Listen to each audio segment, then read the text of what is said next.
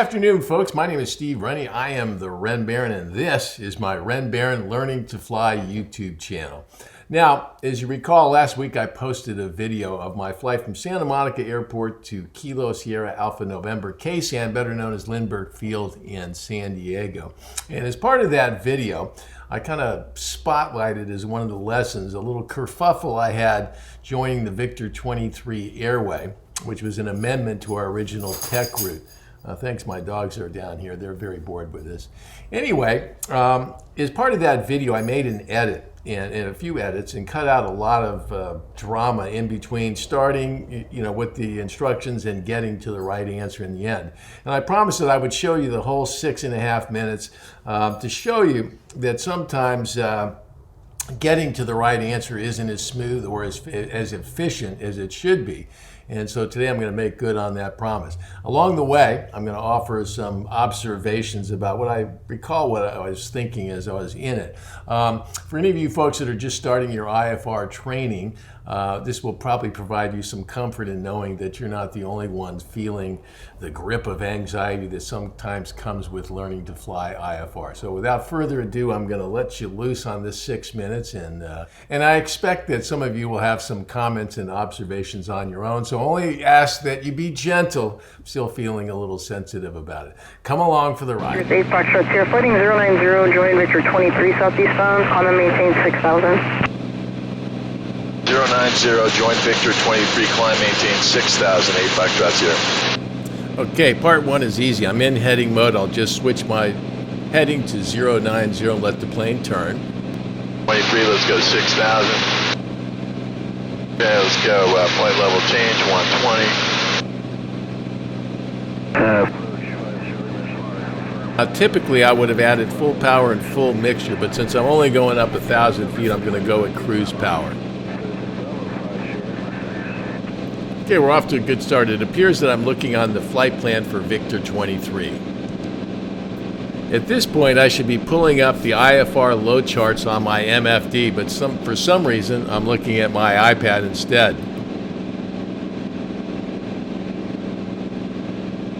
Victor 23.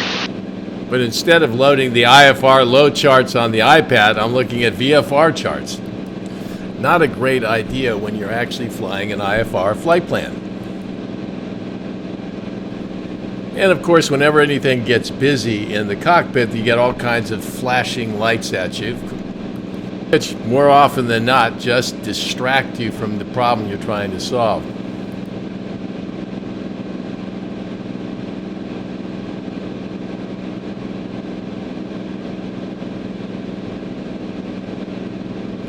Finally, after fumbling around for a minute and a half or two, I get to the IFR load charts. And of course, I got something else to distract me. In this case, it was the bell for 200 feet below our cruise altitude. Now, as I'm looking around in the MFD maps, I will make an observation that finding things on the MFD is not nearly as easy as finding them on the iPad. Scrolling around is much more difficult with that range button than it is with your fingers on the iPad. But after a couple of minutes, I finally sorted out. Okay, so Victor 23 is Victor 165 in all of those, which you can see right here. Victor 23, I don't know if you can see that, but it's Victor 23. So we're just going to head there. I'm going to put it in nav mode here now. Actually, I'm putting nav in standby mode because we're in heading. Which will pick it up when we get there. Okay. Actually, that's not true. The only way it'll pick it up is if we're actually aimed at an active leg, and we are not. Okay, we're back to 6,000. Okay, so we've done our 090. We've got Victor 23. We've got 6,000 loaded, and we've got GPS picking up. That'll pick us up when we get there. Victor 23. Now, as I look over my shoulder after the fact, I can see that I was not sold on the fact that I actually had the right idea. You can see right here, I'm still looking, wondering, that doesn't sound right, doesn't feel right. And usually when it doesn't feel right or sound right, it's not.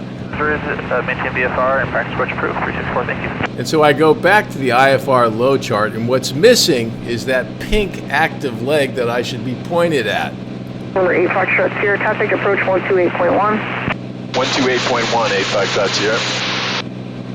128, there's point 1. SoCal approach Sierra 768, Foxtrot Sierra, level 6,000. November 768, Foxtrot Sierra, SoCal approach, altimeter 3007. 3007, 8 Foxtrot Sierra, thank you. And of course, in the midst of all this, another distraction, in this case, a radio frequency change. Okay, so I'm back to the problem, and what's starting to occur to me is that I feel like I've been through this once before, and in fact I have. Back in my IFR training, I was flying this very same tech route with my instructor, Liz DeStefani, now Sierra's sales director. And we had gotten this change to pick up the Victor 23 airway, and I just couldn't figure it out. And in Liz's inimitable way, she just sat there quietly, letting me sweat bullets and figuring it out. And as I try to sort through it, I go back to my little blue blankie, my iPad, which is loaded with VFR charts. And finally, I figure out maybe I should be looking at the IFR charts there as well. And then finally, the light goes on. Okay, SLI to Dana, that's what we need to do. So I gotta clear this one. Okay. Clear this one. Enter. Clear this one, enter.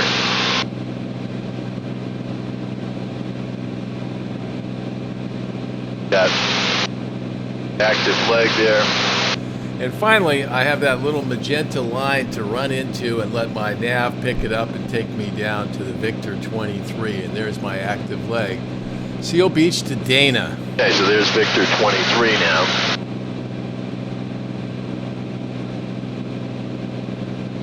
All right, so had I not done that and worked through that, I would have blown through that Victor 23. So I realized that I had to get rid of some waypoints in here because they gave me something else to start with. So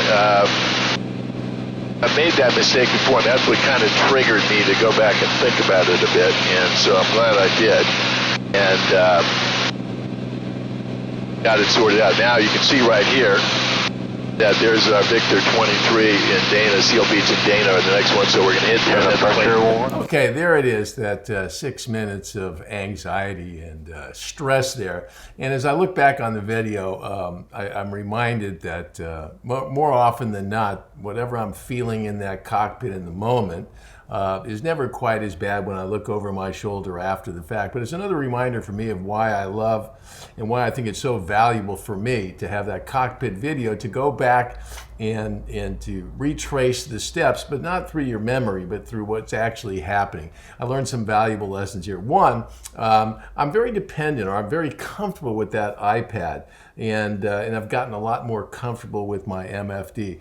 One of the lessons I learned is when you're using an iPad and MFD, they better be in sync. So if you're looking for an IFR, if you're on an IFR flight plan, best to have some IFR charts on both those devices. If you find it easier to find things on the iPad, then just go to the iPad and figure it out and then translate it over to the MFD and the flight plan. The other thing I learned here is that when things don't feel right, they're probably not right. And it's best to go back and just keep sorting through the problem until you have it figured out. And one final thought here is I actually had a chance to think about, what if I'd actually blown through that Victor 23? What would I have done? Well, the fact of the matter is I think I probably would have gotten a call from the ATC folks pretty quickly, and they would have probably directed me toward Dana. So it wouldn't have been the end of the world. But the moral of the story is this: you got to be prepared for changes when you're flying IFR. And that means kind of the next time I'll take a look at the IFR route that I've got, even in that tech route, and I'll pay a little bit more attention to airways in front of it, because more often than not, ATC gives you an amendment either to move you around traffic, weather, or in this case, just to shorten the trip a little bit. So I hope that helps all you folks out there, and for all you folks that are in the middle of your IFR training, feeling all that anxiety and nervousness, you're not alone, and getting to the right answer is what's important. Doing it in a timely manner, that's even better. So anyway, thanks for watching today. My name is Steve Rennie. I am the Ren Baron. This is my Ren Baron Learning to Fly YouTube channel. If you liked the video, I hope you'll hit that thumbs up button. If you want to see more videos, click the subscribe button. See you later.